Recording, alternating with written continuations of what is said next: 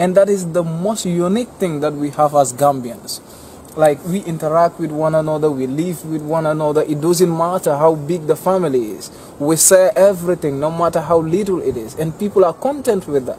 That even if things are going hard, you can still observe smiling faces under each and every person that you meet along the street. So that is a plus for everybody in the Gambia. And that is why I'm a proud Gambian and a proud African. And I believe I can make it. And I'm going nowhere but in the Gambia. Nobody is going to do it for us. That's right. If we are all running away, when are we going to make it?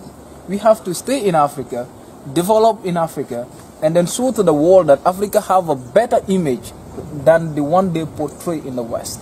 I think this is what we all need to do as Africans.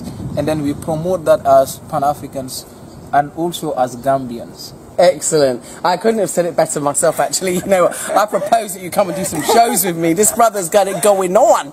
Yeah. But seriously, I think that the misrepresentation of Africa has, I mean, it permeated my brain, and I knew because I was coming from a Pan-African background, but still, the images are forced upon us. So I think you young Gambians have a responsibility to show the other side of Gambia, the Gambia that, we diasporians and many people in the West don't see. They just don't see it. Exactly. I think that is the work of the academics. That is the work that we need to do as young scholars.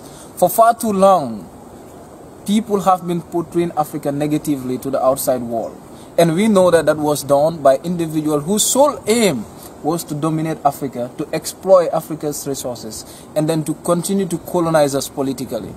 Now, our role as academics, as young scholars, is how do we make sure that this picture is changed from the literature itself, going back to rewrite the books, to rewrite the history of Africa, and then to show to the world that we have a better image that the world is actually seeing as of today.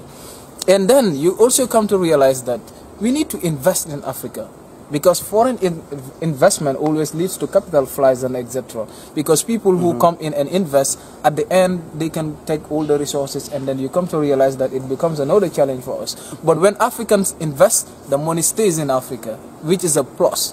It can enhance, it can help when it comes to employment, when it comes to, coming up with all the facilities and then enhancing the development that we own, that we all desire as Africans and etc.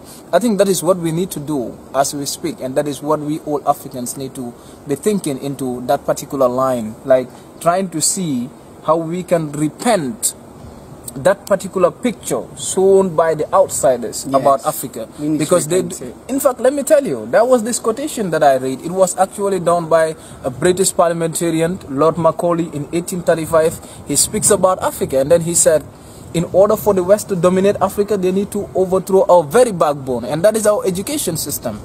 When we believe that everything that is Western is correct, then they can dominate us forever. Exactly. And that is 1835. They've been working on those bases. So today it is high time, because we know the realities. Let us try to rewrite the history. Let us try to work again and attract investment in Africa by Africans.